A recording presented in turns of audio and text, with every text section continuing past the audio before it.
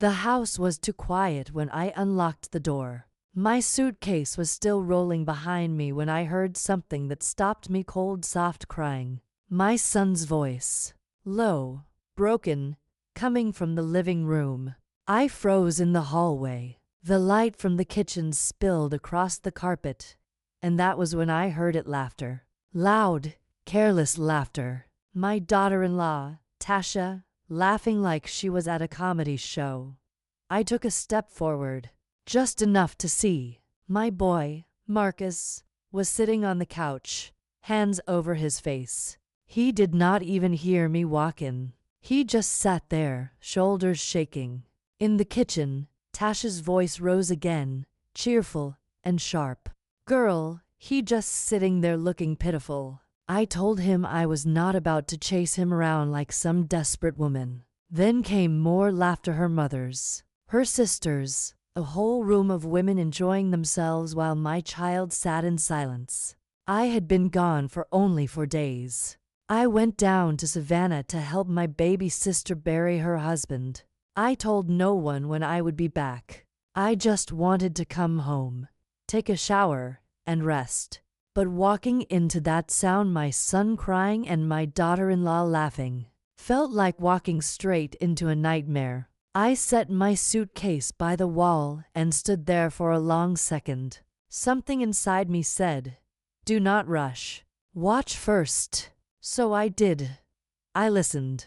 Tasha was bragging to her family about some new furniture she bought with her money, saying Marcus did not even notice. My stomach turned. That was not the kind of talk a married woman should be having about her husband.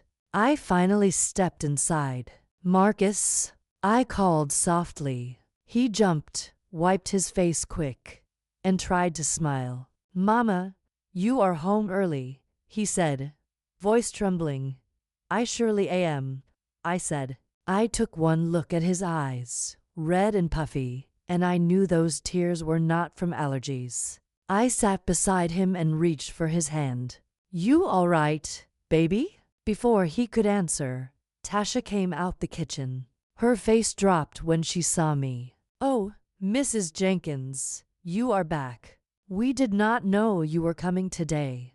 "No, I did not tell anybody," I said calmly. "But I see y'all having a good time." Her mother followed her out, holding a plate of fried chicken. "Oh, we were just visiting. Tasha told us Marcus was feeling a little down, so we came to cheer her up." "Cheer her up," I said slow. "My son looks like he been crying all day. But you cheering her up?" The room went quiet. Tasha gave that little fake laugh of hers and said, "Oh, you know men, always emotional. He is fine." Marcus tried to stand, embarrassed. "Mama, it's nothing, just tired." But I could feel something was wrong deep in my bones. I did not press it right then. I just smiled tight and said, "All right, since I am back, let me make us some tea." I went into that kitchen, looked at all those plates piled up, the sink full of dishes, the smell of perfume and fried grease in the air, and I thought to myself, this is not peace. This is disrespect. As I boiled water, I listened. They whispered, thinking I could not hear. Tasha said, "She always showing up like she run everything." Her sister giggled. "Girl, she old. Let her play boss. She will go home soon." I stood there, stirring sugar into the tea until my hands stopped shaking. When I came back to the living room, I handed Marcus his cup. He did not meet my eyes. He just said, "Thank you, Mama." I could see he was trapped between the woman he loved and the mother who raised him. Tasha kept talking to fill the air. "So, how was your trip? Everything okay?" "Yes," I said softly. "Funerals are never easy. Remind you how short life is. How people ought to treat each other while they still got time." Tasha looked away. Her sister picked up her purse quick. "Well, we should be going. Y'all take care," I said. They filed out, their perfume trailing behind them. When the door shut, the house felt empty again. I sat down across from Marcus. "Tell me what is going on." He rubbed his eyes. "Mama, please. I do not want to talk about it. I did not ask if you wanted to. I asked what is going on." He looked up at me then. His voice cracked. "She does not love me anymore." Those words hit me like a stone to the chest. I swallowed hard. "What makes you say that?" He hesitated. "She barely talks to me. She stays on her phone all night. I try to hold her. She turns away. But when her family come over, she got all the energy in the world." I reached out and took his hand.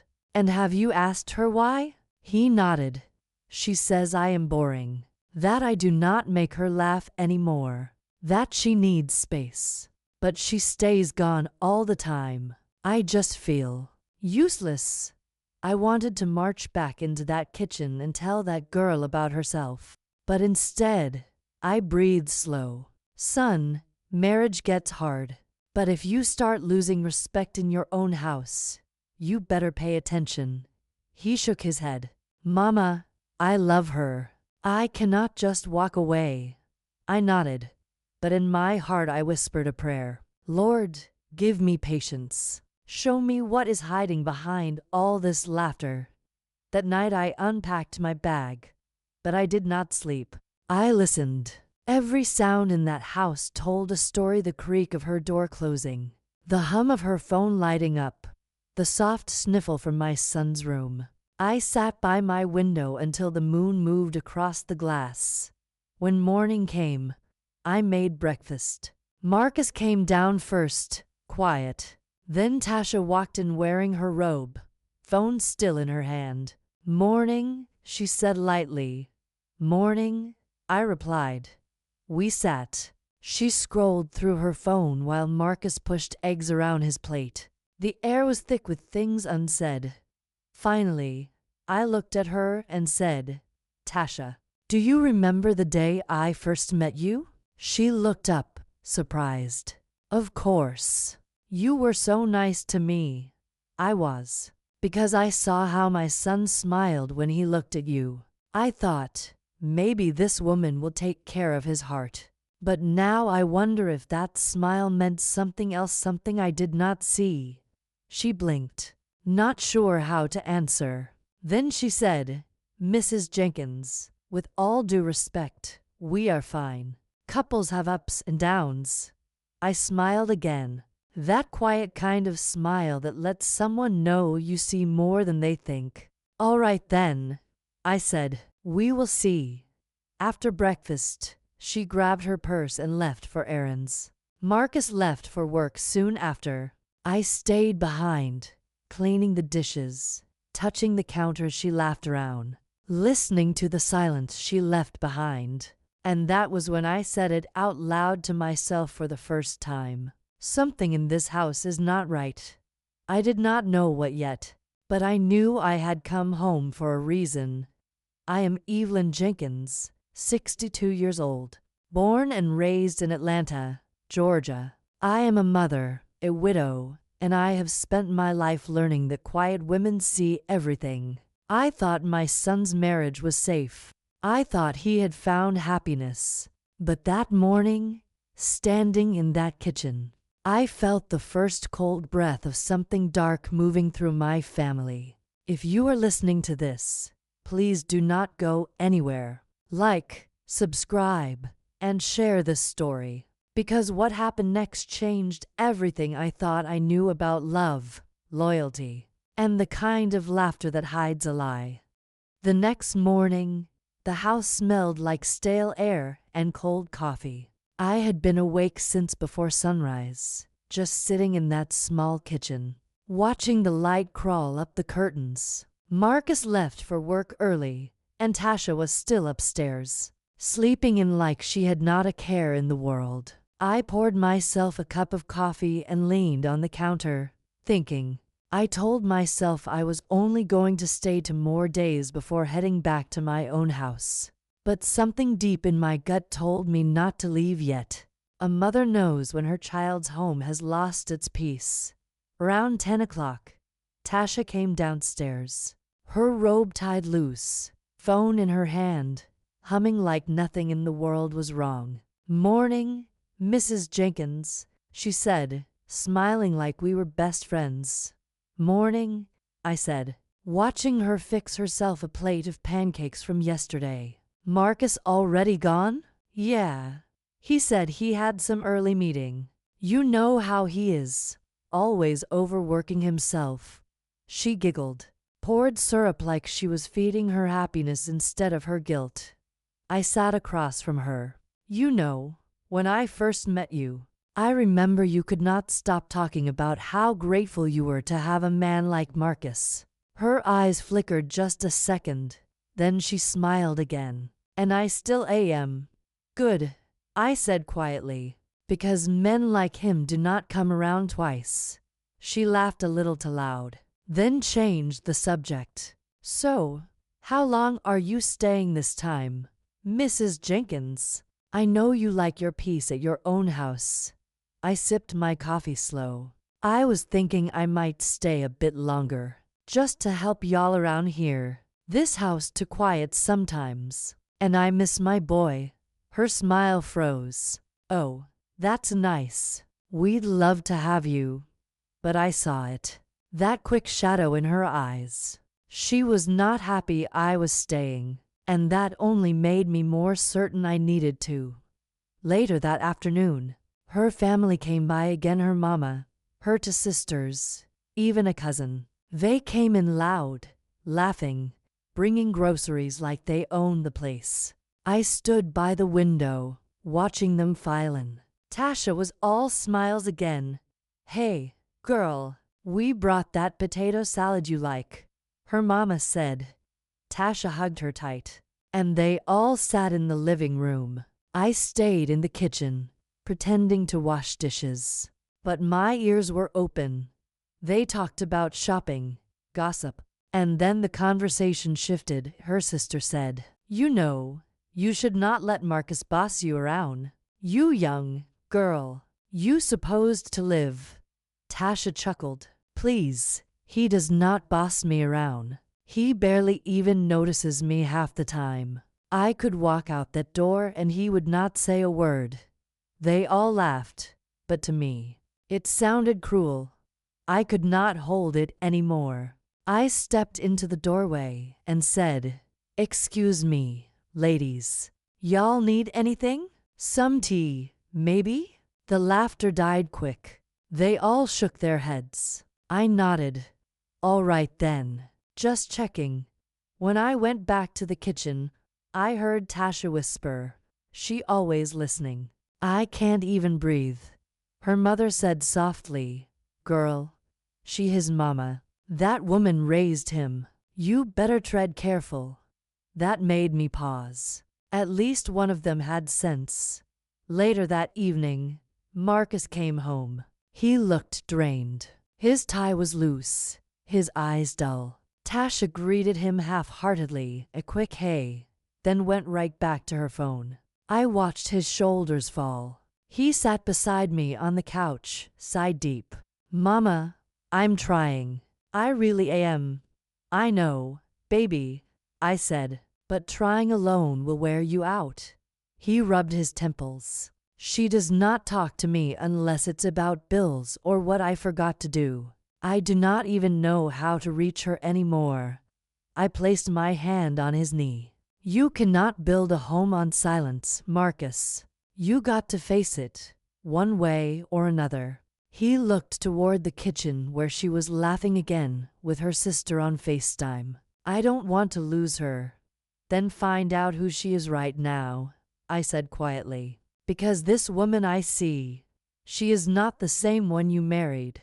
That night, I decided I would start watching, really watching. I noticed the smallest things, how she hit her phone screen every time he walked by, how her tone changed when she got a message, how she smiled to herself while scrolling. She cooked dinner, but she never waited for him to come home to eat. 2 nights later, I woke up thirsty and went to the kitchen. As I passed the stairs, I heard her voice, soft and low. She was on the phone. I stopped. "No, he does not suspect a thing," she whispered. "I told you. He just sits around moping. I can't deal with it much longer." Then a man's laugh came through the line, low and familiar. My chest tightened. She giggled and said, "You better stop. I'll see you tomorrow after he leaves." You know how long I've been waiting for that. I stepped back before she noticed me. I went back to my room and sat on the edge of the bed, heart pounding like I had just been told a death sentence. The next morning, I made breakfast again. I acted normal. I watched her serve herself first, pour a cup of coffee, and take it upstairs. Marcus was sitting quiet at the table, staring into space. I asked him, "Y'all still going to that marriage retreat next month?" He looked confused. "What retreat?" Tasha said y'all signed up for one. He shook his head. "We didn't sign up for anything." That was when I knew she had plans, just not with him. The next few days were a blur of pretending. I smiled. I helped with chores. I kept my voice soft. But inside, my anger was growing slow and steady. One afternoon, I saw her on the porch, laughing on her phone again. She saw me through the screen door and quickly hung up. "Just a friend," she said. I smiled. "All right then. I just hope your friend knows you married."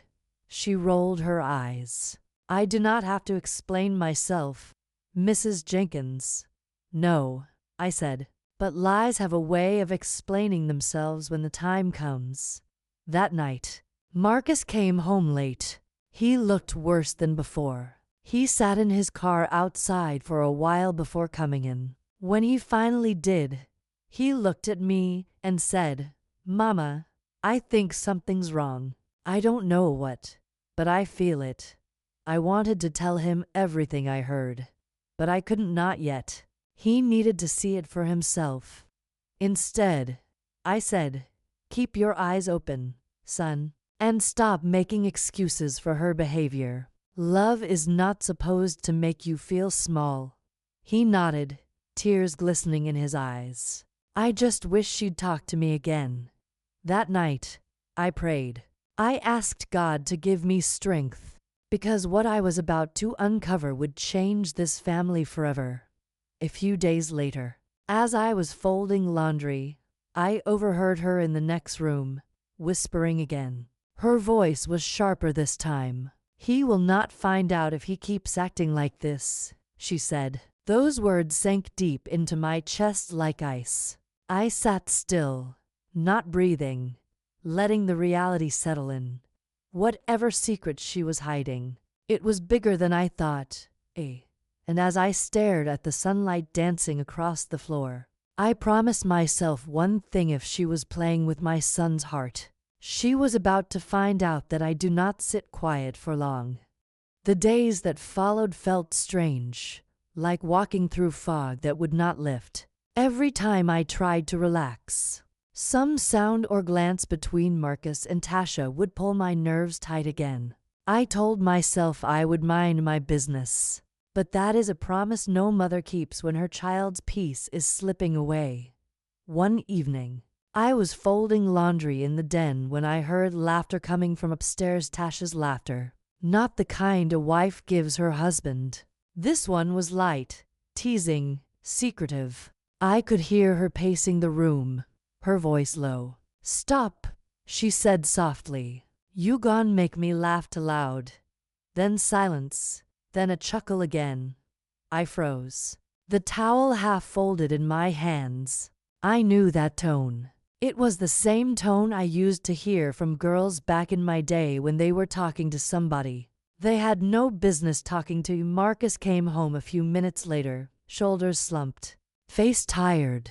He kissed the air near Tasha's cheek when he passed her in the hallway. She barely looked up from her phone. "Dinner ready?" he asked. "In the microwave," she said. "I already ate." I could see his face fall just a little. "Oh, all right." He tried to hide it, but I saw every flicker of disappointment in his eyes.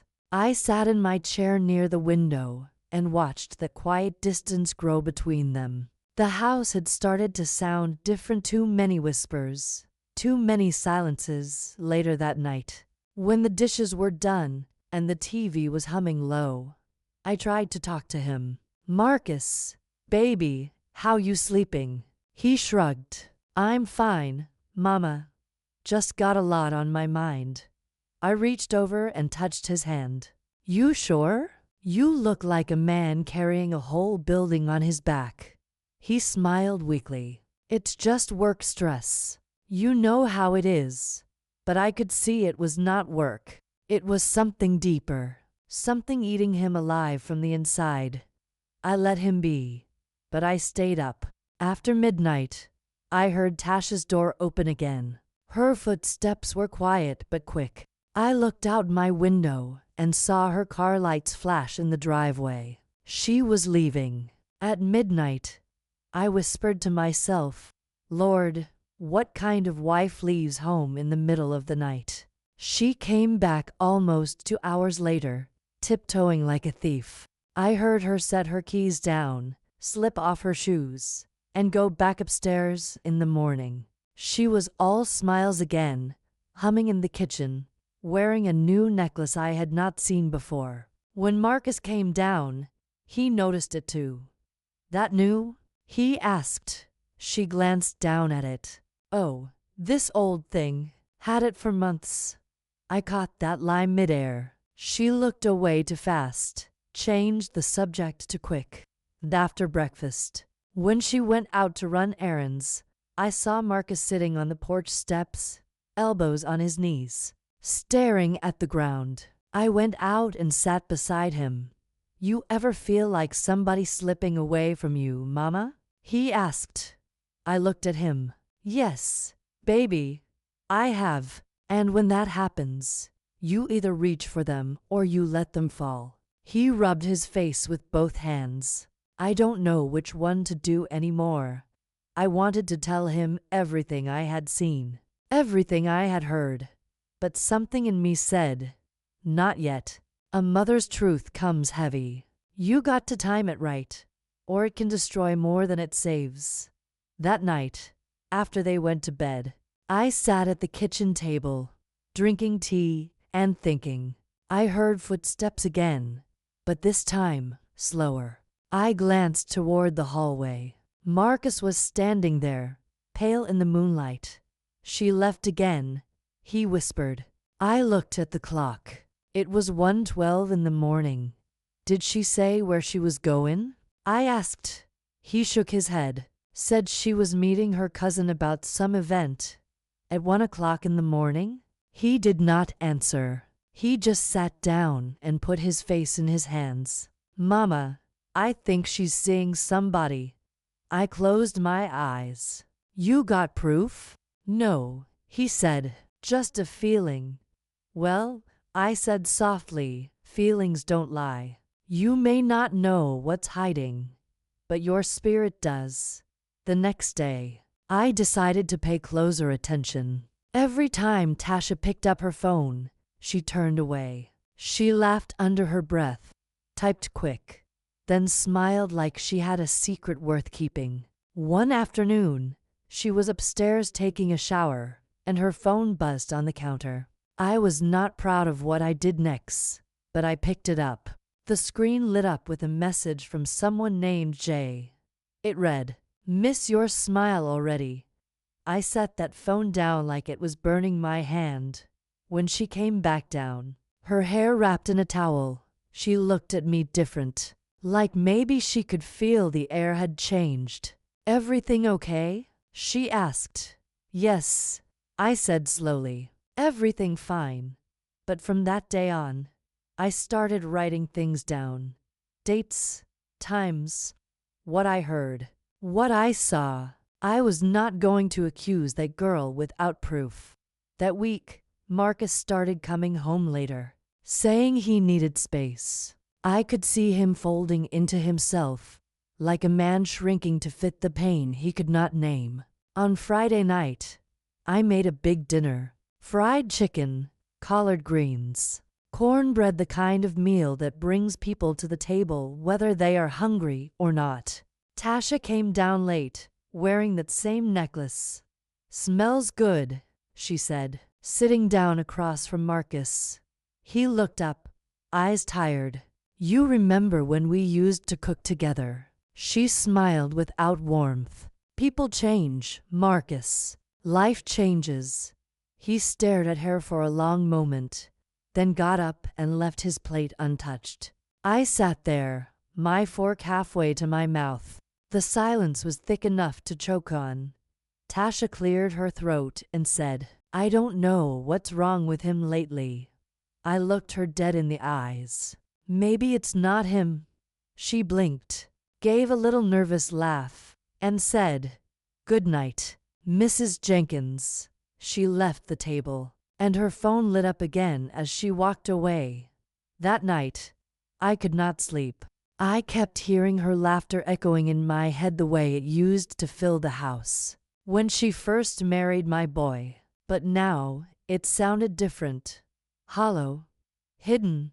I knew something was coming.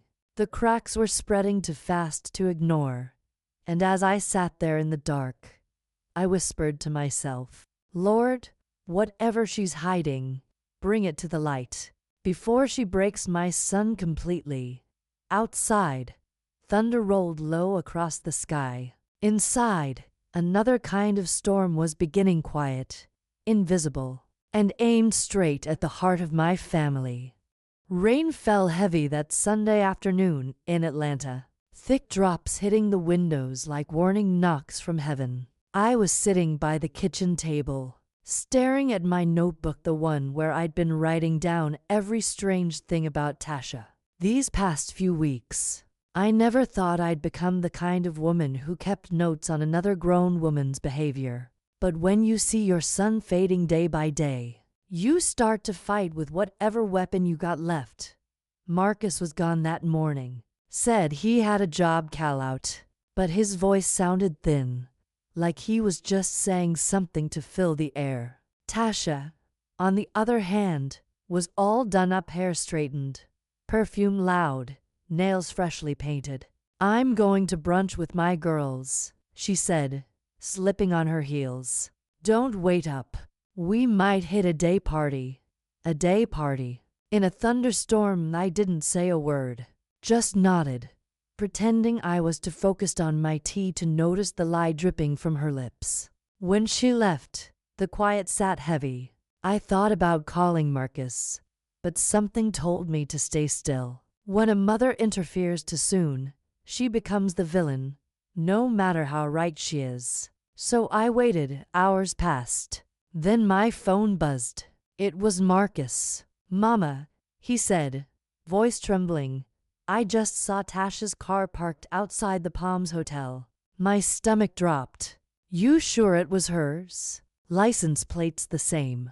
I've been sitting here 10 minutes, Mama. She ain't alone.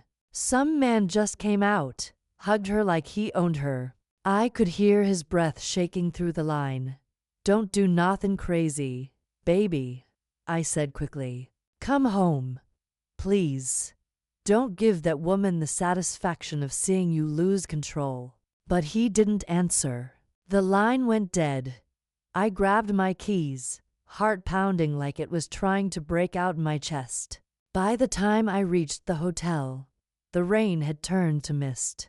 I parked behind a row of cars and spotted Marcus' truck right near the entrance. He was sitting inside, staring straight ahead, jaw clenched.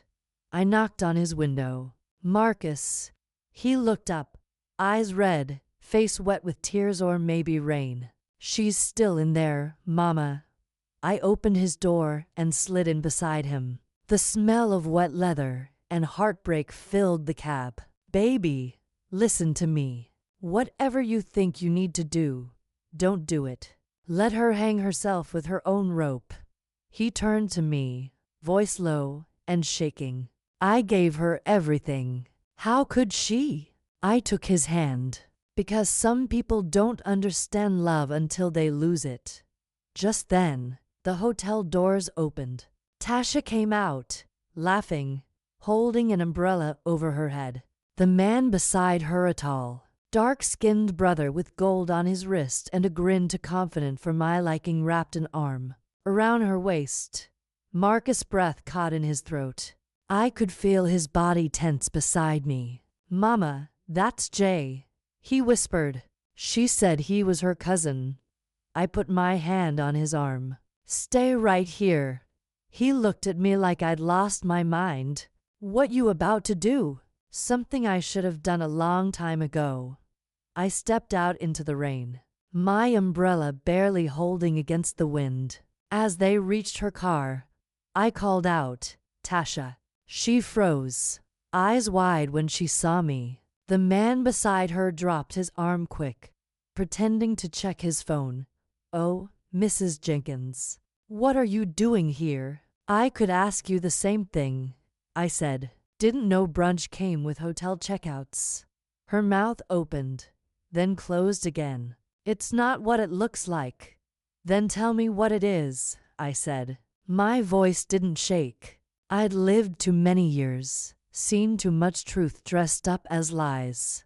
"Mama," Marcus called, rushing toward us. Tasha stepped back, holding up her hands. "Marcus, I swear," he cut her off. "Save it. I saw you, Tasha. I saw you with him." The man, Jay, tried to step in. "Ain't no need to make a scene, bro." Marcus turned on him, eyes wild. "You been sleeping with my wife, and you tellin' me not to make a scene?" I stepped between them. "Marcus," but he was already shaking, fists tight. The storm inside him was louder than the one outside. "Marcus, look at me," I said, grabbing his face in my hands. "You walk away from this. You hear me? You walk away. Don't let her destroy you." For a moment, I thought he might swing. But then he stepped back, chest heaving, eyes full of tears. "You're dead to me, Tasha," he said, voice breaking. "Don't come back to my house." Tasha stood there, drenched in rain and shame. Jay mumbled something and walked off fast, leaving her alone under that gray sky. I took Marcus by the arm and led him back to the truck. He didn't speak the whole drive home. When we pulled into the driveway, he sat there for a long time. "Mama," he said quietly, "what did I do wrong?" "Nothing," I whispered. "You just loved the wrong person." That night, I heard him crying through the walls. It's a sound a mother never forgets, the sound of her child breaking. Days passed, and Tasha tried calling, texting, begging to come by and talk. Marcus ignored her. Then one evening, she showed up on the porch. I opened the door, blocking her way. "Please, Mrs. Jenkins," she said, mascara running down her face. "Let me explain." "Explain what?" "That you found somebody who makes you feel young again? That you needed excitement while my son was working overtime to build your future?" She started to cry harder. "I messed up. I didn't think he loved me anymore." I sighed. "You don't destroy love because it got quiet. Marriage ain't fireworks, baby. Sometimes it's just steady light. But you chose thunder." She dropped her head. "Can I please see him?" I shook my head. "Not tonight. He's trying to remember how to breathe without you." She turned and walked away slowly, her heels clicking against the wet porch steps. When I closed the door, I leaned against it, heart heavy but calm. The truth had finally come out, but it didn't feel like victory. It felt like standing over the ruins of something you once believed would last forever. If you're listening right now, please like, subscribe, and share, and drop your birth year in the comments. If we're the same age, I've got a little surprise waiting for you there. Because trust me, honey, this story ain't over. The rain washed away Tasha's lies, but what it left behind was something none of us saw coming. The days after that storm felt long and hollow. The house was quiet, too quiet, the kind of silence that swallows you whole. Marcus went to work and came home without a word. He would sit in that recliner by the window, staring at nothing, holding the same glass of water for hours. I cooked his favorite meals, tried to start small talk, but grief builds walls even a mother's love can't break through. One evening, I stood at the sink washing dishes, looking out into the dark backyard. I saw movement near the fence. At first, I thought it was the wind, but then I saw her, Tasha. She was standing out there in the rain, holding an umbrella, looking straight at the kitchen window like she was waiting for someone to invite her back into a life she had already burned down. I went to the door, opened it just a crack. "You need to go home, Tasha," I said softly. She shook her head. "Please, Mrs. Jenkins, just let me talk to him. I can fix this." "There ain't nothing to fix," I said. "You had a man who would have given you the world, and you threw it away." Her lip trembled. "I made a mistake. I didn't sleep with that man, I swear. It just looked bad." "Child," I said, "I'm too old for lies wrapped in tears. If you came here for forgiveness, pray for it, but don't look for it in this house." I closed the door. I heard her sob once, then walk away. Later that night, I found Marcus sitting in the dark living room. The TV was on mute, showing old basketball highlights. He didn't even look up when I came in.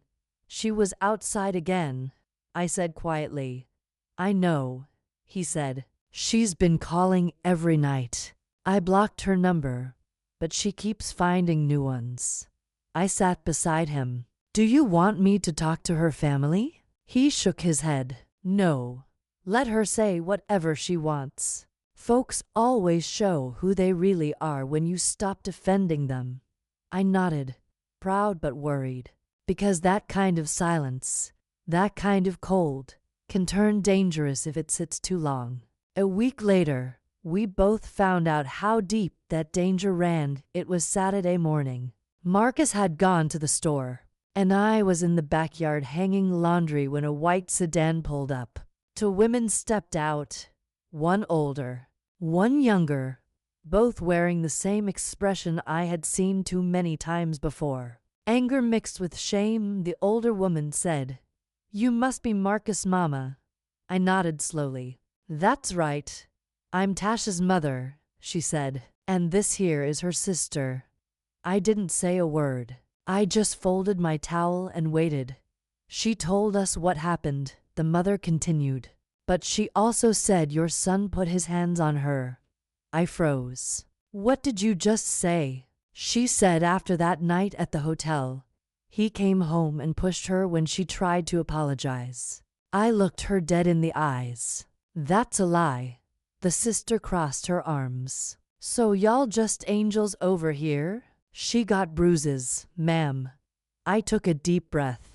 "Your daughter got bruises from the mess she walked into, not from my son." The mother sighed. "Look, I don't want no trouble, but Tasha's talking about going to the police." My heart sank. "Police?" "Yes, ma'am. She said she's scared for her life." Before I could answer, Marcus' truck pulled into the driveway. He stepped out, groceries still in his hands, staring at the scene. "What's going on?" he asked. Tasha's mother turned toward him. "We just came to talk. Tasha says you threatened her." Marcus' eyes went wide. "What? I haven't even seen her since that night." The sister scoffed. "That's not what she said." "Then she's lying." The air crackled with tension. I stepped between them again. "Everybody calm down. Ain't nobody gonna fix anything by yelling in my yard." The mother hesitated. "Maybe this was a mistake. I'll talk to her again." "Do that," I said, "and tell her to stop spreading poison about the man who paid for her mama's hospital bills." Last year. Tell her that same man she's trying to destroy is the one who gave her everything she has. They left without another word. Marcus just stood there, breathing hard. Mama, you think she really gonna call the cops? I think she's trying to pull you down to her level, I said, and you better not let her. But deep down, I knew that woman wasn't done. 2 days later, we found a note taped to the front door. It was from the county clerk's office, a restraining order filed by Tasha against Marcus Jenkins. My knees almost gave out. When Marcus read it, he laughed, a sound so hollow it hurt. So that's how she wants to play it, he said. After all I did for her. He stormed into his room, slammed the door, and for the first time in weeks, I heard him curse under his breath. That night, I couldn't sleep. I sat in the living room praying. I prayed for my son's peace, for Tasha's mind, and for strength, because I could feel something dark stirring between them. The next morning, a knock came at the door. It was Officer Daniels, a young black cop who had gone to high school with Marcus, Mrs. Jenkins. He said gently, "We just need to ask your son a few questions." My heart dropped. About what? He looked down at his notepad. Domestic disturbance report. I called out, "Marcus." He came out of his room, calm but cold. "You ain't gotta say much," Daniel said, "but you do gotta come down to the station." Marcus nodded. "Let's go, man." I wanted to cry out, to beg him not to go, but he turned and said, "It's all right, Mama. I didn't do anything." Watching that squad car pull away, my hands started to shake.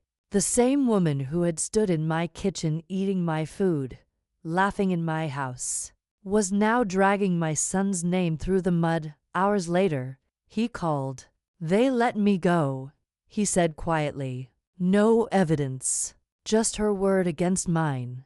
But when he came home, I saw the look in his eyes, that mix of pain and rage that means a man's trust and love has died.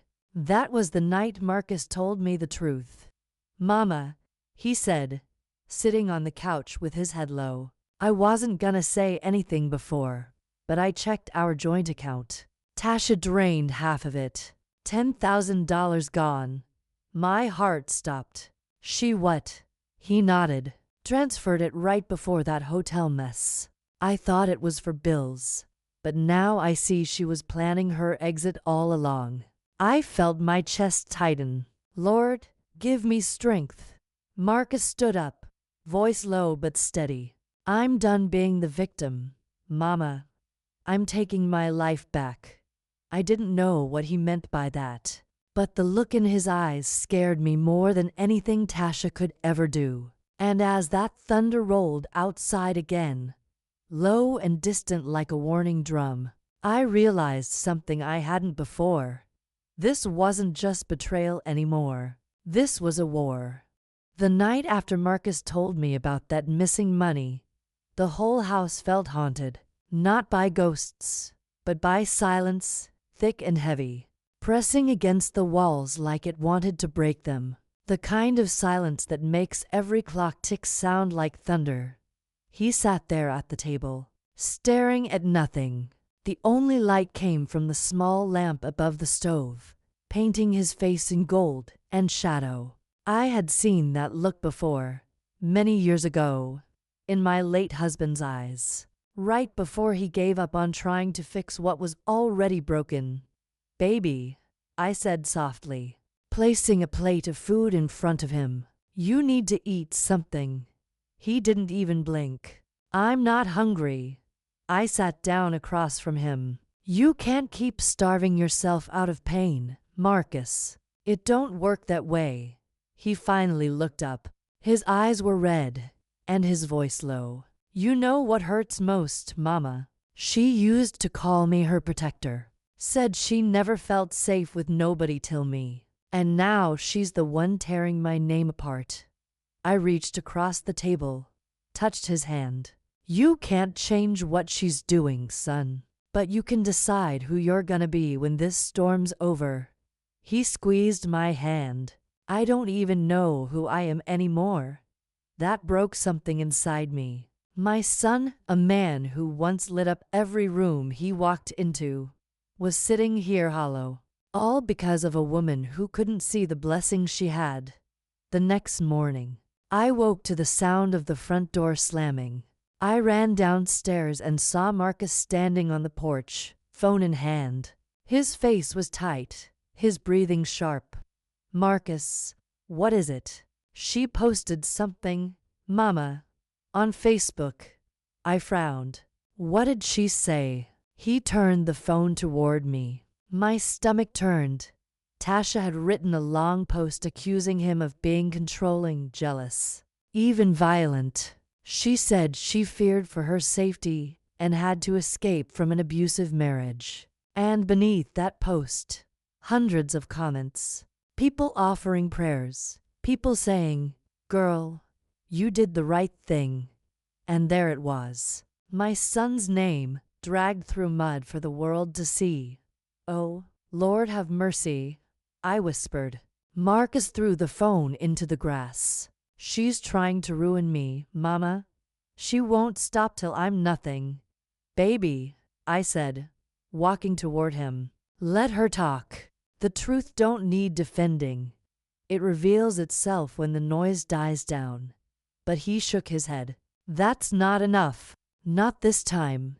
He went into the garage, slamming the door behind him. I stood there frozen, praying that anger wouldn't swallow him whole.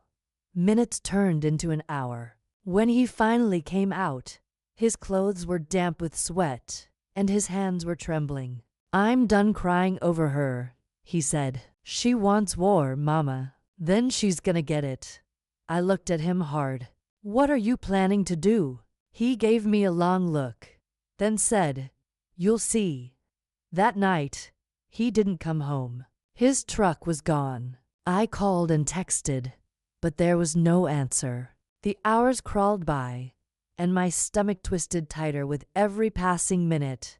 Around midnight, the sound of tires on gravel pulled me to the window. His truck pulled into the driveway, headlights cutting through the dark. He stepped out, slow and quiet, carrying a box. When he came inside, he dropped it on the table. "I went by Tasha's mother's house," he said flatly. My heart jumped. "Marcus, what were you doing there?" He opened the box. Inside were framed photos, old letters, a gold bracelet I'd seen Tasha wear 100 times. "She left all this behind when she moved out," he said. I gave it back.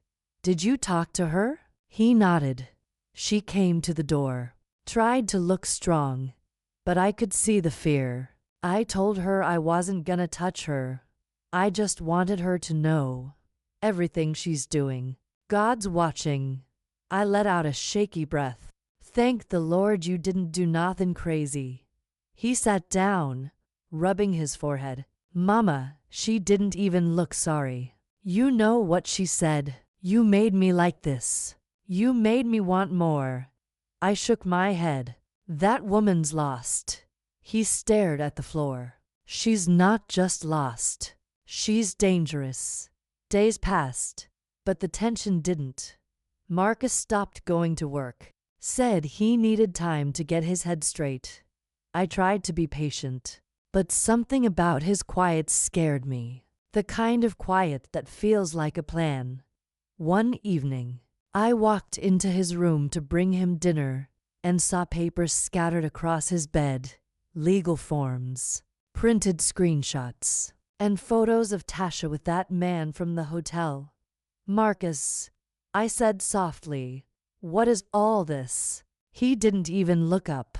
"Proof." "Proof of what?" "That she lied. That she used me. That she's been playing victim while she's the one who cheated."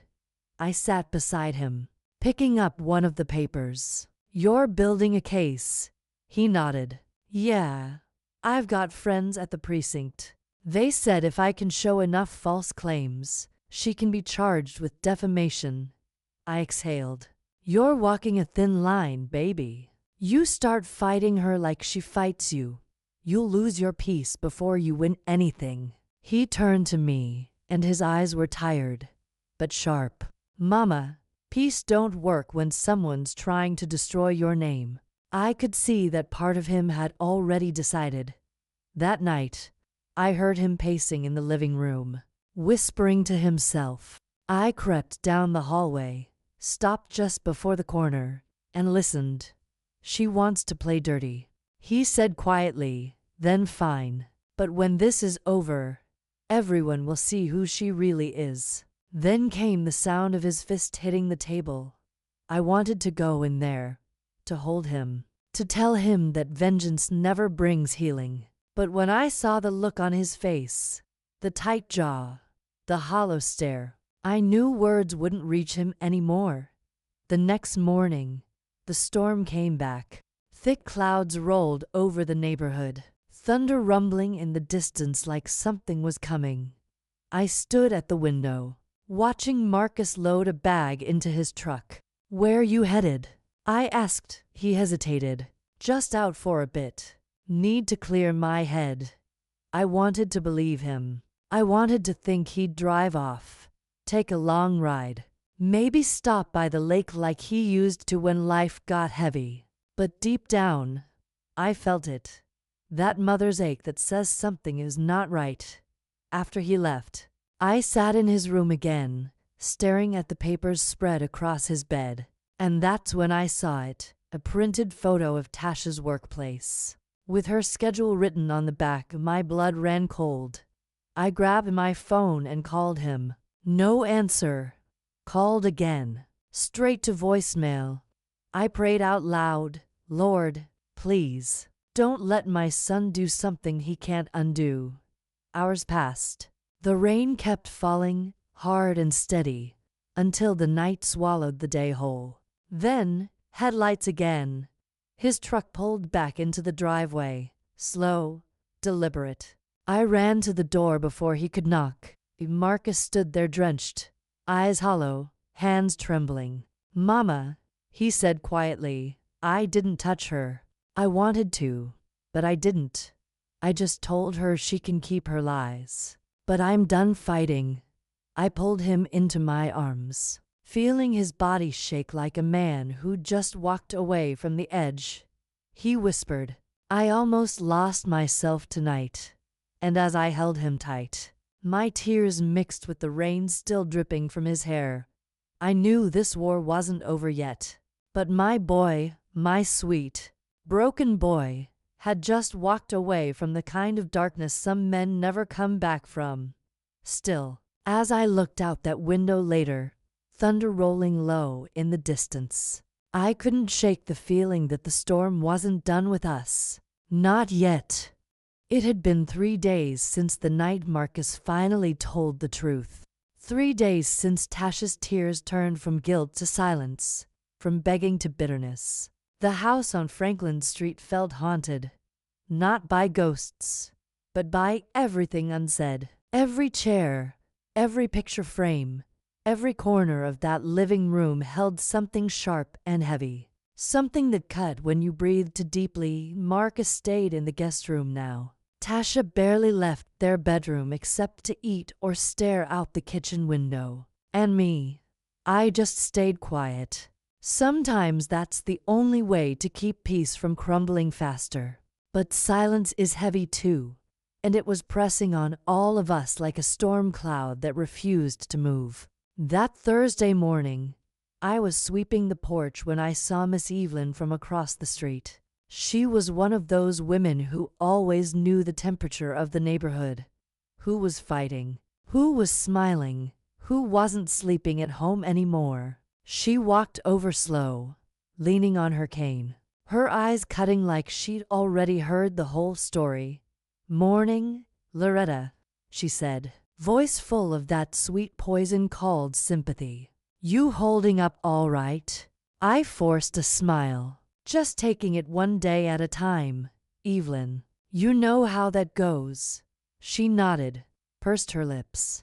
MMMHMM. Folks been whisperin', You know, talking about that big scene the other night. You okay, baby? I let my broom rest against the rail and looked her right in the eye. Evelyn, you've been living long enough to know half of what people whisper ain't truth. And the other half? That's between family. She grinned, embarrassed, then laughed it off. You right. I didn't mean no harm. Just checking in. I nodded. But deep down I knew it wasn't the last whisper. In this neighborhood, nothing stayed buried long. Later that afternoon, Marcus came home early from work. He looked exhausted, tie loose, shirt half untucked. He dropped his keys on the counter and sat down like he'd just walked through a storm. I poured him some sweet tea and slid it across the table. Thanks, Ma, he said quietly. I don't even know what I'm doing anymore. I sat across from him, folded my hands. You're doing what you can. That's all any of us can do. He rubbed his temples. Tasha won't even look at me. She won't eat. She just stays upstairs, watching those videos of her mama, crying until she falls asleep. I tried talking. I really did. But every time she looks at me, it's like she sees the mistake all over again. Maybe you both need some air, I said. Maybe being apart for a while wouldn't be so bad. He looked up at me sharply. You think she's gonna leave me? I sighed. I think right now she's figuring out who she is without the pain sitting right next to her. Before I could say another word, the front door opened and in walked Tasha, dressed, makeup done, hair wrapped in a scarf, suitcase rolling behind her. Marcus stood so fast his chair scraped the floor. Tasha, where you goin'? He asked. She didn't look up, just kept her eyes on that suitcase handle. My aunt in Memphis said I can stay with her for a while. I just need some space, Marcus. I need to breathe. Marcus stepped toward her, voice trembling. Tasha, please, don't. She held up a hand. Marcus, stop. You already said what you had to say. I can't keep waking up in this house feeling like a ghost. Every corner reminds me of what you did. I love you, but I need to love myself more right now. Her voice cracked at that last part, and for a second, the room went so quiet I could hear my own heartbeat. Marcus took a step back, tears filling his eyes. I'll wait. However long you need. I'll wait. She nodded, finally looking at him. Then don't call. Don't text. Just wait. When the door closed behind her, the sound echoed through the whole house. Marcus just stood there, staring at that door like maybe it would open again if he waited long enough. That night, I sat with him on the porch. Neither of us said much. The cicadas hummed, the streetlights buzzed, and the night air felt thick with memory. Ma, he said after a long silence, what if I don't get her back? I looked out into the dark street. Then maybe that's the lesson you were supposed to learn, baby. Sometimes losing someone don't mean it's over. It means you finally see what you took for granted. He nodded slowly, tears running down his face. I didn't move to stop him. Sometimes a man needs to cry without being told to be strong. After a while, he wiped his eyes, trying to pull himself together. You think she'll forgive me? I looked at him, my grown son, broken and bleeding in spirit, and said softly, forgiveness don't come easy, Marcus. But if you want it bad enough, you'll have to earn it. Every day. He nodded again, staring into the night like he was praying for a sign. And maybe God heard him. Because the next day, something happened that neither of us expected. Something that would pull every hidden truth, every lie, every buried memory right back to the surface. If you're still listening right now, take a second and hit that like button. Subscribe and share this story. and drop your birth year in the comments. If we're the same age, I got a little something waiting for you there. By Saturday morning, the house was quieter than it had ever been. Even the floorboards seemed tired, like they were holding their breath. Marcus had barely slept. I could hear him pacing his room late into the night, muttering under his breath like he was rehearsing a confession to God or to himself. I was in the kitchen frying some eggs when his phone rang on the counter. The screen lit up with a name I didn't recognize. Unknown caller. I almost ignored it, but something told me to answer. I wiped my hands on a towel, pressed the green button, and held it to my ear. Hello? A soft female voice came through, trembling a little. Hi. Is this Marcus's phone? Yes, it is. Who's calling? This is Jasmine. I work with him. I really need to speak to him. It's about Tasha. The sound of that name hit like a stone to the chest. What about her? I asked, my voice tightening. I don't know how to say this, she said, voice breaking. Tasha fainted at the bus terminal in Memphis. They took her to St. Luke's Hospital. She's awake now, but she was asking for Marcus. I stood frozen for a moment. Did she say what happened? No, ma'am. Just told me to find him. Said she needed to see him before it was too late. I thanked her and hung up, my hands trembling. Marcus had just come downstairs, hair messy, eyes swollen from a night of crying. I turned to him, holding the phone tight. Marcus, that was a woman named Jasmine. She said Tasha's in the hospital down in Memphis. He froze. What happened? Is she okay? They said she fainted. They didn't say much else. But she's asking for you. Marcus didn't waste a second. He grabbed his jacket and keys like his body was running on instinct. I stopped him at the door. Marcus, I said firmly, don't go there with guilt in your heart. Go there with love. Don't go to fix her. Go to be honest. He nodded, hugged me tight, and whispered, I'll bring her back, Ma. When he drove off, I just stood there at the doorway, watching the dust settle behind his car, whispering a prayer under my breath. Lord, if it's meant to heal, please let this be the moment. The ride to Memphis was long and heavy. Marcus told me later how he spent half the drive rehearsing what he'd say to her. All the apologies, all the truth, all the promises. By the time he reached the hospital, the afternoon sun was bleeding orange across the city skyline. He walked into that sterile-smelling room to see Tasha lying there, pale but awake, her eyes red from crying. The moment their eyes met, neither spoke. Time just froze, holding its breath between them. Finally, she said softly, You came. He stepped closer, his voice barely a whisper. You called.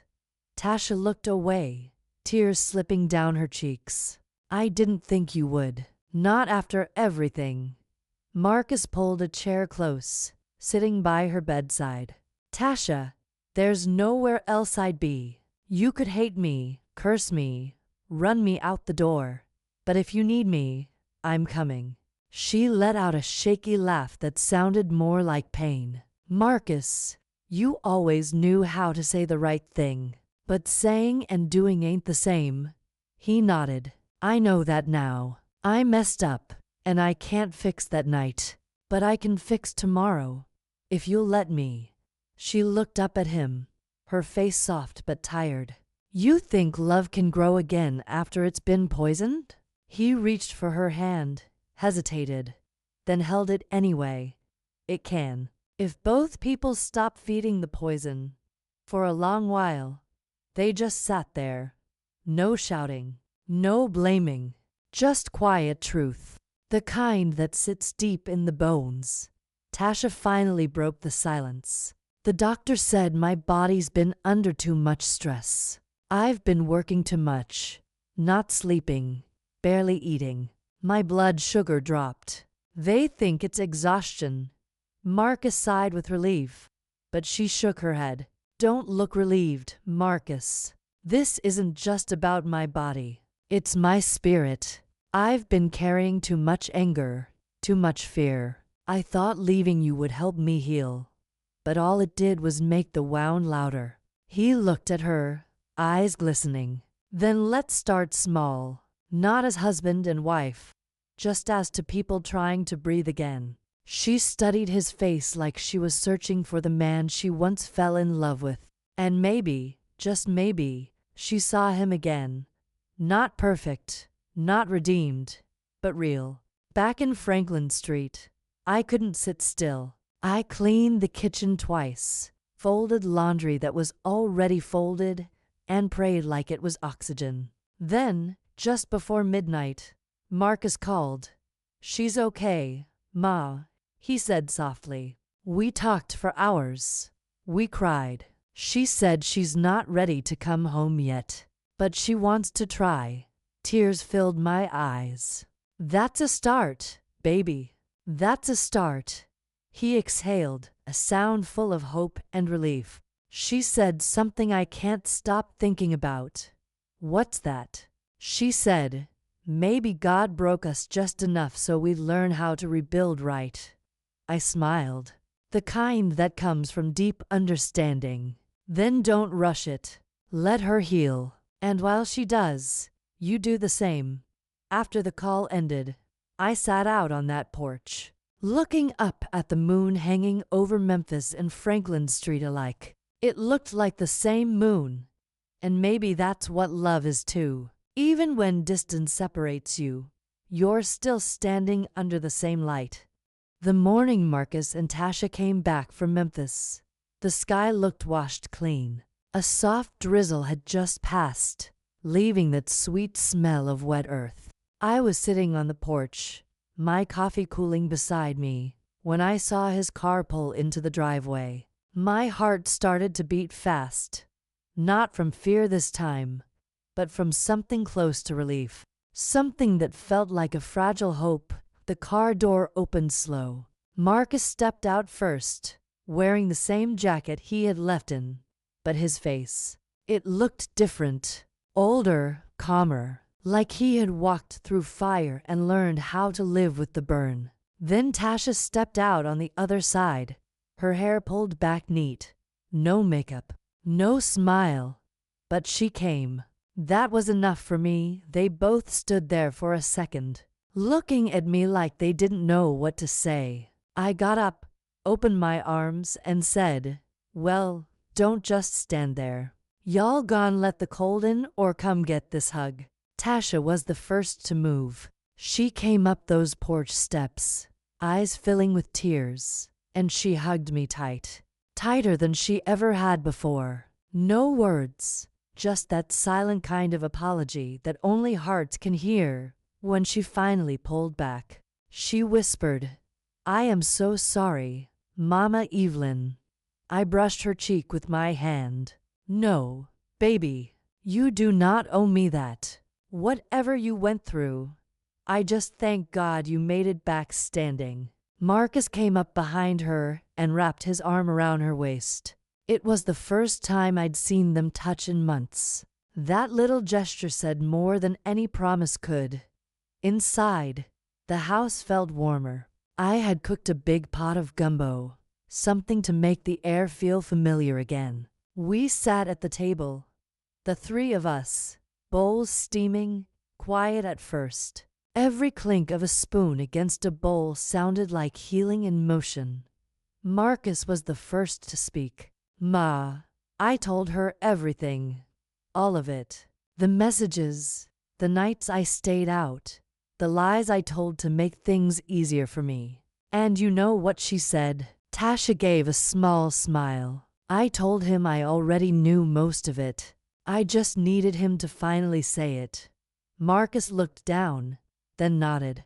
I was too proud, Ma, too scared to face what I had become. I thought if I blamed her for everything, I could stay the good guy. But the truth is, I was just weak. I reached across that table and took his hand. Marcus, you are not weak. You just forgot what strength really means. It ain't about being right. It's about being honest, even when it hurts. Tasha nodded softly. That's what I told him too. I thought leaving would fix it, but I was still angry every day. I blamed him for everything until I realized I was drowning in my own bitterness. I stopped seeing the man he was and only saw the hurt he gave me. For the first time in a long while, she turned toward him fully. When I fainted in Memphis, it felt like God was saying, "You can't carry this anymore, child. Let it go before it kills you." Marcus's eyes were wet when he looked at her. "I'm sorry, Tasha. For real this time. I don't need you to forget. Just let me earn your peace." She squeezed his hand. "Then let's start small. No big promises. No pretending we back to normal.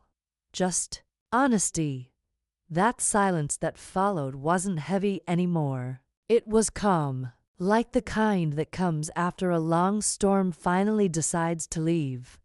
That night, after they went upstairs to rest, I sat alone in the living room. The same room where this whole mess had started. The same place where I'd watched my son cry and my daughter-in-law laugh, like the world owed her no tears. But now, that laughter sounded different in my memory. Not wicked, just wounded, just human. I thought about all the things mothers never say out loud. How we carry our children's pain like it's our own. How we blame ourselves when their hearts break, thinking maybe we raised them wrong.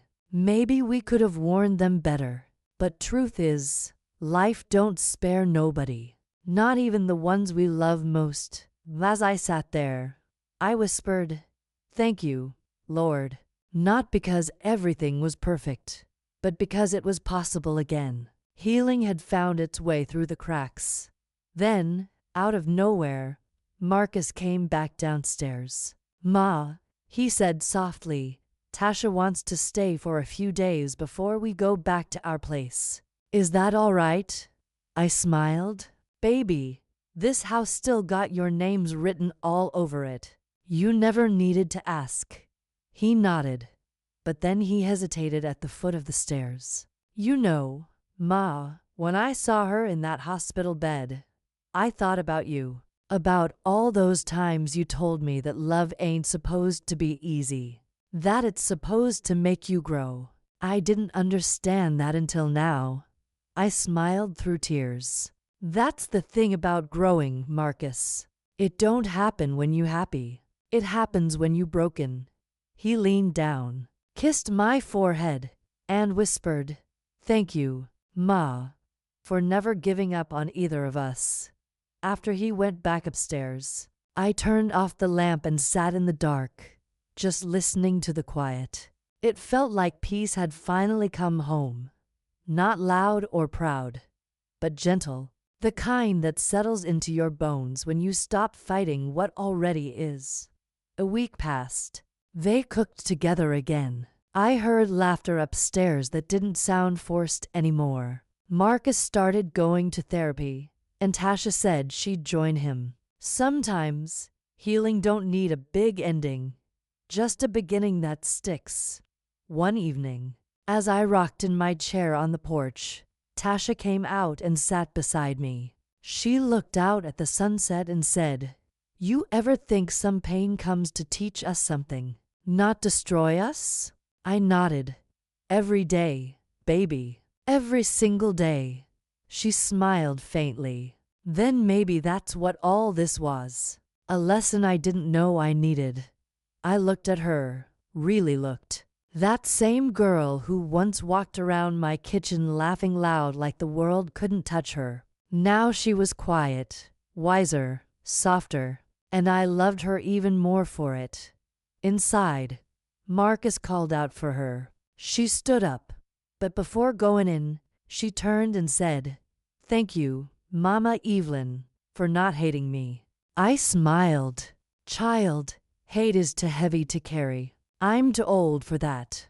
I just wanted y'all to find your way home."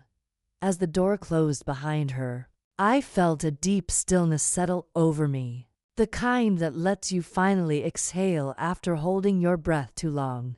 If you are listening right now, I want you to think about this. Sometimes, love does not mean staying through every storm, but sometimes it means knowing when to come back after the rain has passed.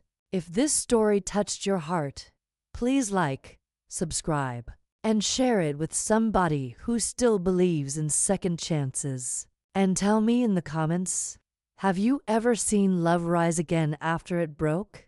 Because sometimes, that's the kind of miracle only real life can write.